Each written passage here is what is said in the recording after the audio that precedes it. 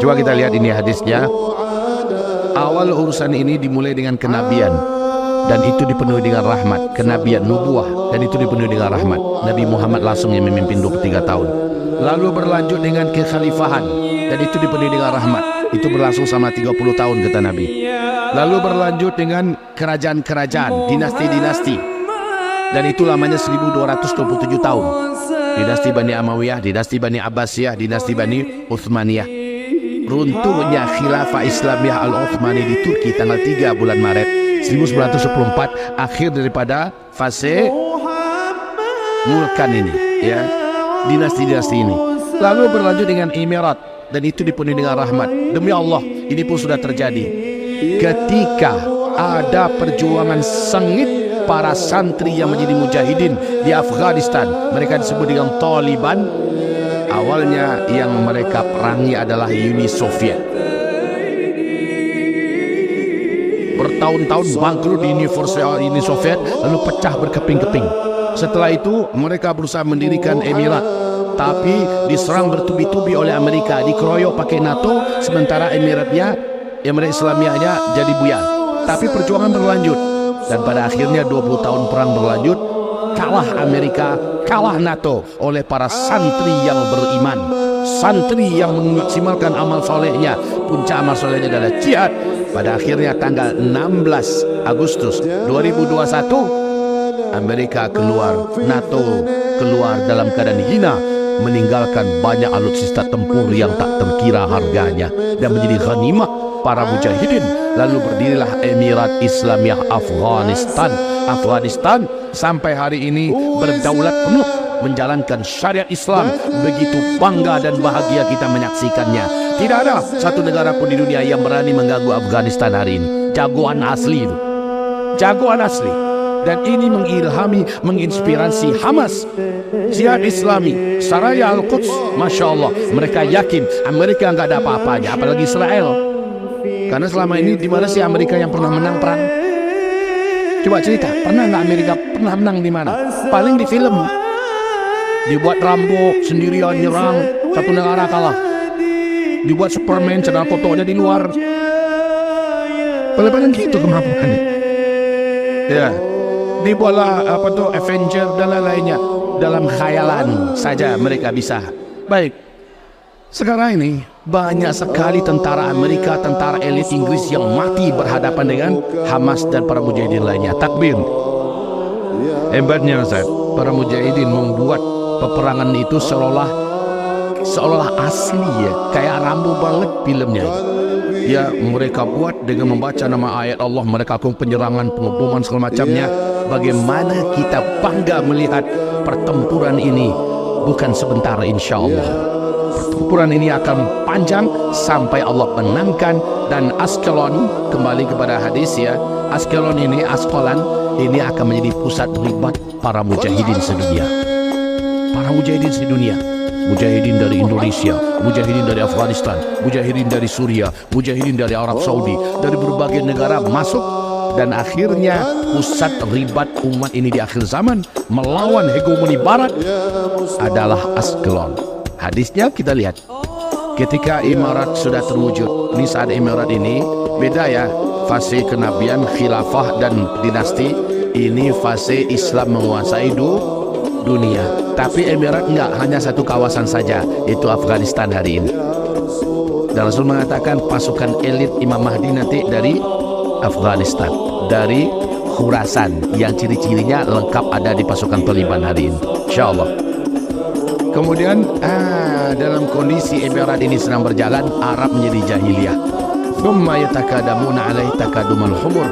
Pada saat itu kalian akan menyaksikan negeri-negeri Islam termasuk Arab, Indonesia dan lain-lainnya akan gila-gilaan memperebutkan jabatan dan kekuasaan. Sebagaimana kuda-kuda jantan dan keledai-keledai jantan kelaparan memperebutkan makanan. Berasa enggak ini? Suasana perebutan jabatan, kekuasaan dan sebagainya. Tsumma yatakadamuna alaihi takadumal humur. Dan sebentar lagi insya Allah kita akan saksikan Arab Saudi akan kacau habis perebutan jabatan dan kekuasaan sampai ketika mereka perang, saudara. Ya, fa'alaikum bil jihad. Dalam masa-masa seperti ini, kata Rasulullah, fa'alaikum bil jihad, kamu wajib menegakkan jihad. Anak muda, kalian sekarang senang betul dengan jet-jet, dengan internet. Manfaatkan itu sebagai sarana jihad kalian. Para pedagang, jangan tanggung-tanggung. Niatkan dengan dagangan ini aku berjihad mengalahkan lapak demi lapak, wilayah demi wilayah bisnis ekonominya orang-orang kafir. Bertekadlah dengan ekonominya berjihad, menangkan ekonomi umat ini harus menang. Tegakkan prinsip al-wala wal bara dalam jihad ekonomi. Yang ada bergerak di dunia pendidikan, pastikan bahwa dia totalitas berjihad sehingga dunia pendidikan kafir tumbang dan orang akan melirik tempat-tempat Islam adalah tempat pendidikan terbaik dan paling unggul. Kemudian Allahu Akbar. Kemudian bertekadlah yang di bidang politik harus menang, harus unggul. Jihad di bidang ekonomi, di bidang kesehatan, di bidang medis harus unggul, di bidang media dan seterusnya. Ini jihad. Fa'alaikum bil jihad. Jihad ini kan luas artinya ya. Dimanapun kita berada, wajib tegakkan jihad di sana. Lalu kata Rasulullah, wa inna afdala jihadikum ar-ribat. Sesungguhnya jihad yang paling utama, yang paling afdal, yang ada ribatnya, yang ada ribatnya. Ribat itu hanya ada dalam istilah fikih. Jihad pertempuran melawan musuh di medan tempur, mengangkat senjata antara kita yang membunuh musuh dan mengalahkannya, atau musuh yang membunuh kita dan kita syahid sampai kita menang demi menegakkan kalimat Allah. Ribat ini tak ada dalam istilah yang lain kecuali hanya di medan tempur. Dari seluruh jihad yang ada, jihad ekonomi, jihad pendidikan, jihad media, jihad kesehatan, jihad politik, jihad yang paling afdal, yang paling utama, yang ada ribatnya, kata Nabi. Berarti angkat senjata. Wa inna afdala ribatikum asqalan. Allahu Akbar. Dan sesungguhnya jihad yang paling agung, angkat senjata yang paling mulia, yang paling afdal saat itu adalah yang ada di Asqalan. Seperti ini Palestina, takbir. Isyarat yang agung sekali. Serangan ini dilakukan, yakin kami mereka baca hadis ini, mereka baca semua syarat-syarat, sudah saatnya serangan pun dilakukan, dan ini akan panjang dan kemenangan dipastikan ada di pihak jagoan. Allahu Akbar. Orang Hollywood, ini film Hollywood, film Bollywood, film Korea, film Jepang, film Cina, dan apa saja, kalau mereka buat film, yang buat film itu orang kafir itu, pasti pertemuan antara orang jahat dengan orang baik. Selalunya pemenangnya siapa mereka putuskan? Pernah orang jahat yang menang. Secara fitrah, kemenangan selalu ada pada pihak yang baik. Dan kita tahu yang baik itu adalah hamba-hamba Allah, dan Allah sudah memutuskan sebagai sang penyusun skenario tertinggi, sutradara teragung. Allah memutuskan kemenangan ada pada pihak orang-orang beriman. Wa kana haqqan 'alaina nasrul mu'minin. Pasti kami akan menangkan orang-orang beriman. Ini firman Allah. Allahu Akbar. Ibarat Allah, kita kembali ya. Kita kembali coba lihat sebentar. Lihat di yang halaman 33, slide 33. Oh, sebelum slide 33, slide 5 dulu. Slide 5. Oke, perhatikan ini sebentar. Perhatikan ini sebentar. Start dan finish. Start ini Nabi Muhammad diutus oleh Allah di usia 40 tahun sebagai Nabi dan Rasul. Ini start. Kemudian finish. Finish ini terjadinya tanda besar kiamat yang ketujuh.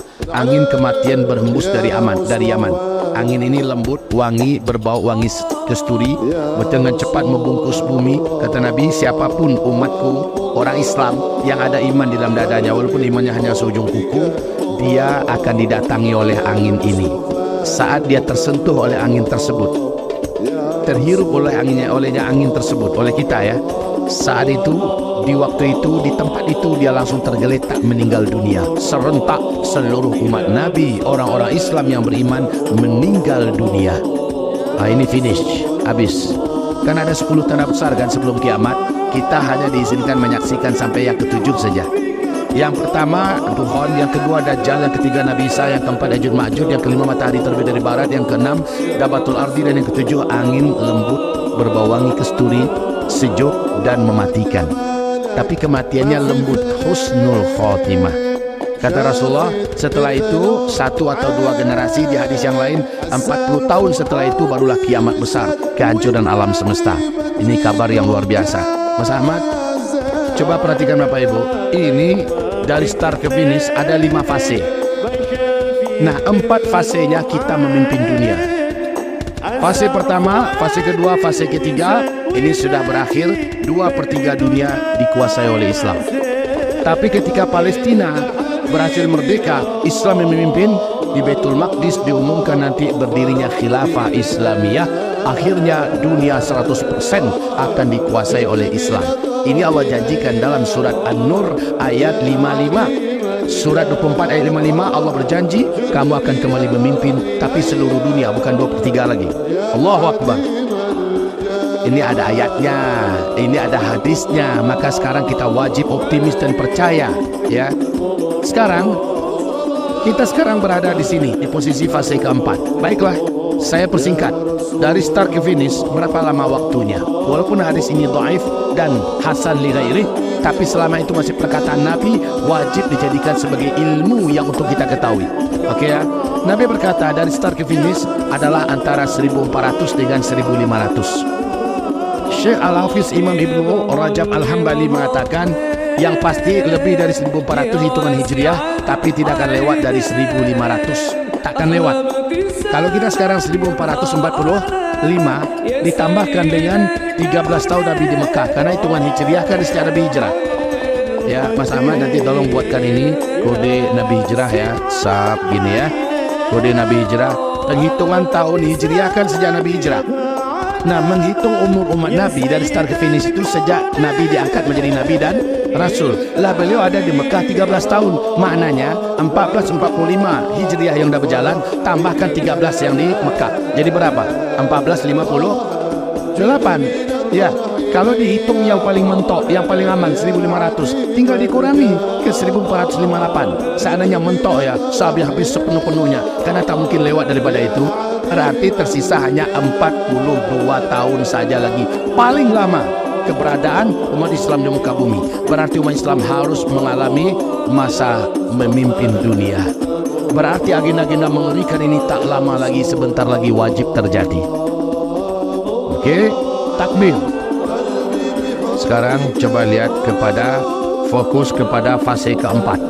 Lihat fase keempat. Kita lihat posisi serangan Askelon kemarin dalam hadis. Ini dia fase keempat. Kita fokus di sini. Ini sebelumnya Arab menjadi kaya, ya. Mereka saling berlomba-lomba membangun gedung-gedung tinggi pencakar langit. Kemudian salju dah turun di negeri Arab, ya. Dan yang di sini Arab menjadi jahiliyah. Seluruh jazirah Arab menjadi jahiliyah. Baru-baru aja kemarin MBS di depan televisi dengan sangat percaya diri dan tak merasa berdosa sedikit pun berkata, saya memastikan seluruh Arab 2025 akan menjadi Eropa baru. Orang kan biasanya orang Arab nih kalau mau buat dosa, mengikuti hawa nafsu, ya, mau jadi budak syahwat, mereka kan perginya ke Eropa. Mereka menghambur-hamburkan uang di Eropa, berjudi, minum-minuman keras, berzina dan sebagainya. Besok ini nggak perlu lagi kalian di Arab aja. Kita lakukan, kita siapkan apa saja yang ada di Eropa ada di sini. Innalillahi wa inna ilaihi raji'un. Sampai hari ini, jadi ini dalam rangka menjelaskan Jazirah Arab kembali jahiliyah ya. Nabi bersabda, nanti kamu benar-benar akan kembali jahiliyah. Sebelum kiamat kamu kembali jahiliyah. Benar dah. Hari ini bahkan LGBT pun nggak dilarang. Di Mekah terjadi pernikahan sejenis pun dibiarkan saja oleh kerajaan. Mencicikan kondisi Mekah Madinah. Sejak 2017 berakhir sudah masa-masa Islam dimuliakan di tanah Arab, ya. Sekarang Arab sudah menjadi liberal. Oke? Dan saat Arab menjadi jahiliyah ini, apa yang terjadi? Mereka mengkhianati dan menelantarkan saudara seimannya di sebelah Palestina. Palestina ditelantarkan, Palestina dikhianati, bahkan Palestina seperti diserahkan kepada Israel. Dan di waktu yang sama Arab melakukan perbaikan hubungan kembali dengan Israel. Ini luar biasa menyakitkan ya. Kemarin baru-baru ini ketika pembantaian sedang berlangsung di Gaza, Palestina, angka kematian terus diberitakan menanjak tajam.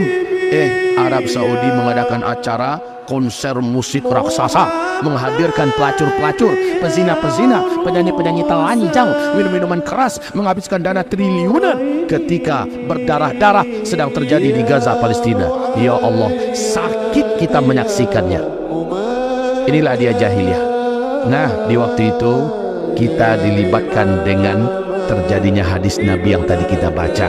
Terjadi jihad dan ribat di Askelon. Jadi isyarat hadis ini, Askelon insya Allah Ta'ala akan menjadi negeri yang ditaklukkan, dan pusat jihadnya para mujahidin di Askelon atau Askalan tadi. Ending daripada cerita ini adalah ini dia. Lihat berikutnya, ini endingnya. Bebasnya Masjidil Aqsa dan kembali merdeka Palestina. Dikumandangkanlah khilafah Islamiyah di Baitul Maqdis. Hadis sahih riwayat Imam Muslim. Allahu Akbar. Jadi ending cerita ini apa? Kemenangan pasti akan dimiliki oleh mujahidin kita. Kita tolong atau kita tidak tolong. Kita bergabung dalam perjuangan memerdekakan Palestina atau kita tidak bergabung. Tapi rugi kita kalau nggak bergabung. Rugi kita kalau tidak terlibat dalam perjuangan kemerdekaan Palestina, karena Palestina pasti merdeka. Allahu Akbar. Palestina pasti merdeka. Pasti Baitul Maqdis akan kembali terbebas dengan izin Allah. Melihat hadis-hadis ini, dan di kitab ini nubuat perang akhir zaman, kemudian kitab negeri-negeri akhir zaman. Kalau ada waktu, mampirlah ke toko buku, beli buku ini, negeri-negeri akhir zaman. Coba lihat di halaman 269, Rasul berkata, ketika Baitul Maqdis di akhir zaman kembali bebas dan diumumkan khilafah Islamiyah, siap-siap kamu, kata Rasul, akan terjadi berbagai kekacauan dan huru-hara di muka bumi. Dan makanya Buya buat seperti ini. Habis khilafah Islamiyah diumumkan di Palestina, langsung ini bencana-bencana besar di negeri Arab dan di seluruh dunia. Karena hadis Nabi begitu akan terjadi. Apa di antara bencana besarnya? Perang Dunia Ketiga. Apa di antara bencana besarnya? Terjadi krisis pangan dan kelaparan global.